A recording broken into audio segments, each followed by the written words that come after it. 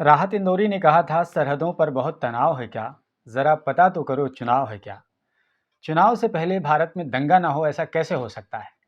2024 का इलेक्शन बिल्कुल सर पर है और उससे पहले उसकी आहट की शुरुआत हो गई है।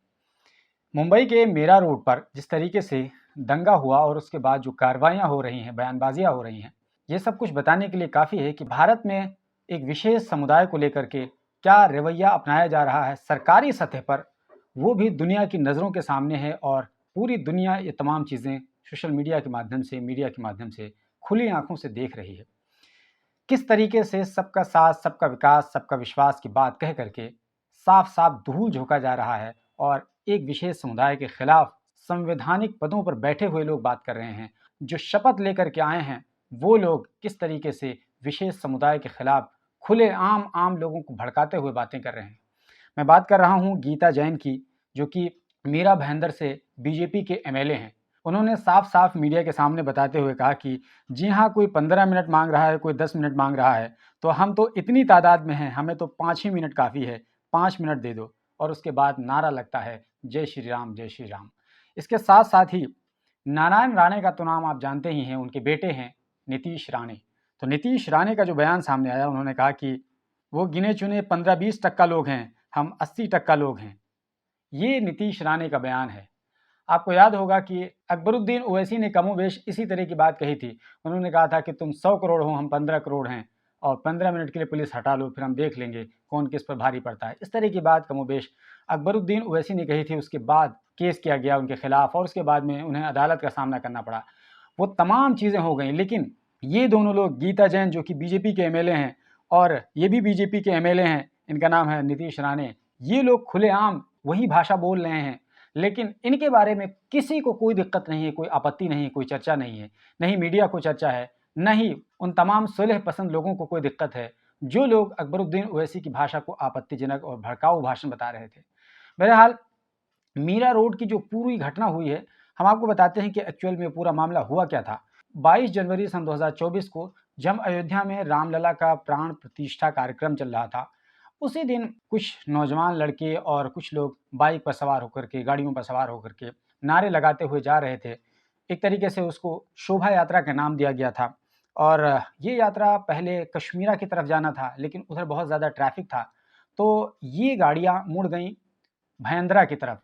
लेकिन जब भयंदरा में देखा कि वहाँ पर भी भयंकर जाम लगा हुआ है, तो इन लोगों ने यू टर्न लिया और फिर ये लोग नया नगर लोधा रोड पर आ गए। और थोड़ा-सा जब आगे बढ़े हैदरी चौराहे पर, तो वहीं पर आरोप है और ये आरोप लगाया है एक विष्णु जायसवाल नाम के एक व्यक्ति ने। उन्होंने कहा कि करीब-करीब 40-50 लोगों ने वहाँ पर आकर के स्टोन पेल्टिंग की, जिसके नतीजे में कई सारे लोग घायल हुए।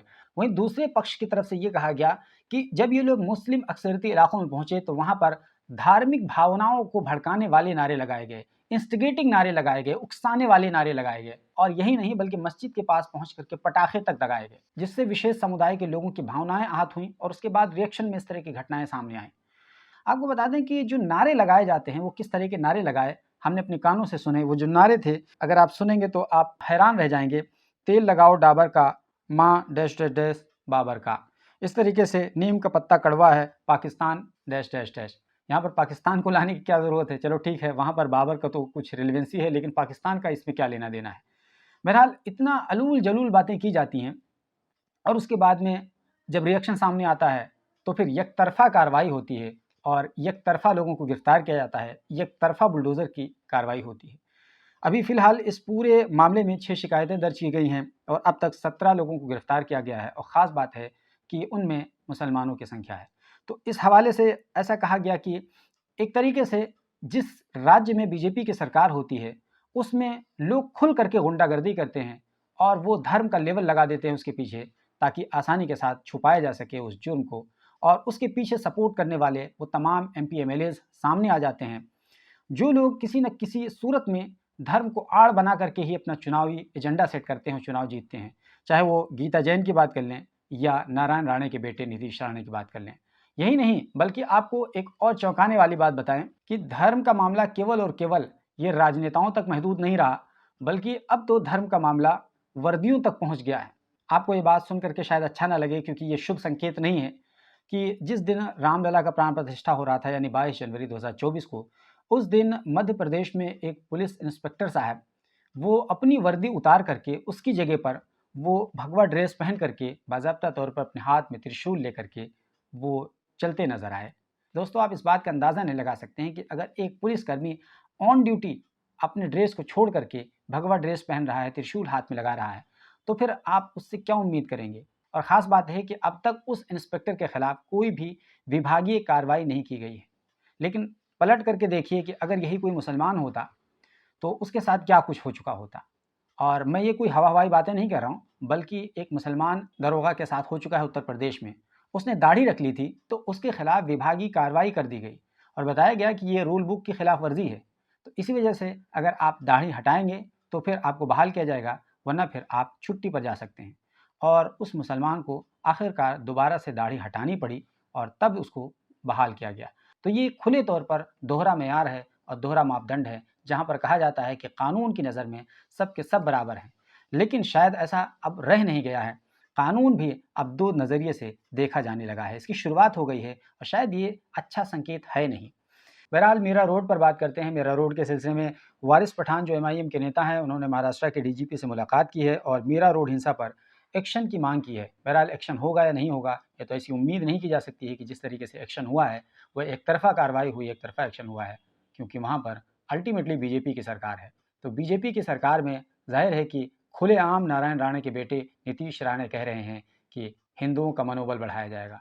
तो ज़ाहिर है कि फिर डीजीपी किस तरीके से एक्शन लेंगी, ये भी सोचने वाली बात है। क्या सरकार के ऊपर जाकर के वो एक्शन ले पाएँगे? बहरहाल ये सब कुछ जानना आपके लिए ज़रूरी है कि ये तमाम चीज़ें जो कुछ हो रही हैं, ये 2024 के चुनाव के पेश नज़र हो रही हैं। ये कोई एक्सीडेंटली नहीं हो रही हैं, बल्कि डिलिबरेटली हो रही हैं, जानबूझ के हो रही हैं, सुनियोजित तरीके से की जा रही हैं। बस ये है कि इसके पीछे का रिमोट किसी और के हाथ में है और रिमोट किसके हाथ में है, ये हमें और आपको बताने की बिल्कुल ज़रूरत नहीं है, क्योंकि हर कोई समझता है कि रिमोट किसके हाथ में है और ये तमाम खेल क्यों खेला जा रहा है। क्योंकि अब राजनीति शायद इसी दिशा में करवट लेती नज़र आ रही है, क्योंकि अब राजनीति का मतलब हिंसा हो गया है, एक विशेष समुदाय को टारगेट करना हो गया है, उनको डराना और धमकाना हो गया है और दूसरे समुदाय से वोट हासिल करना हो गया है।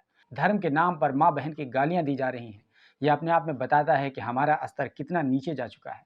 दोस्तों, ये बात हमें आपको बताने की ज़रूरत नहीं है कि जिस हिसाब से 3 बार हिंदू समुदाय को लड्डू खाने का मौका मिला। एक तो बाबरी मस्जिद की शहादत हुई जब 6 दिसंबर 1992 को, और दूसरी बार 9 नवंबर सन 2019 को, और तीसरी बार 22 जनवरी 2024 को। 3 बार लड्डू खाया और लड्डू में जो मिठास थी, वो तो महसूस किया ही, लेकिन शायद वो मिठास काफ़ी नहीं था अपनी खुशियों को दुबाला करने के लिए, क्योंकि इन तमाम मौक़ों पर मुसलमानों ने रिएक्ट नहीं किया, कुछ भी नहीं कहा, सब्र का घूँट पी लिया और ऐसी सूरत में लगा कि ये तो कुछ भी नहीं मज़ा आ रहा है, ये तो कुछ हो ही नहीं रहा है, रिएक्शन नहीं आ रहा है, क्योंकि जब तक किसी दूसरे समुदाय के लोगों को चिढ़ाया ना जाए, परेशान ना किया जाए, तब तक धर्म की स्वतंत्रता और धर्म का मज़ा कहाँ से है? ये शायद अब ये एक नया युग है और कुछ धर्म की पालना कुछ कमोबेश इसी अंदाज में होने वाली है। ये भारत है, ये नया भारत है। दोस्तों, इस पूरे घटना पर जो भी आपकी राय बनती हो कमेंट बॉक्स में ज़रूर बताइए, और हमारा देश कहाँ जा रहा है उसको लेकर के जो भी आपको चिंता करनी है, आप चिंता कर सकते हैं।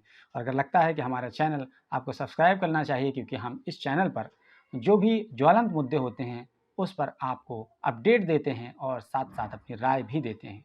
तो आप सब्सक्राइब कर लीजिए, क्योंकि हम आपको इस पर अपडेट ज़रूर देंगे।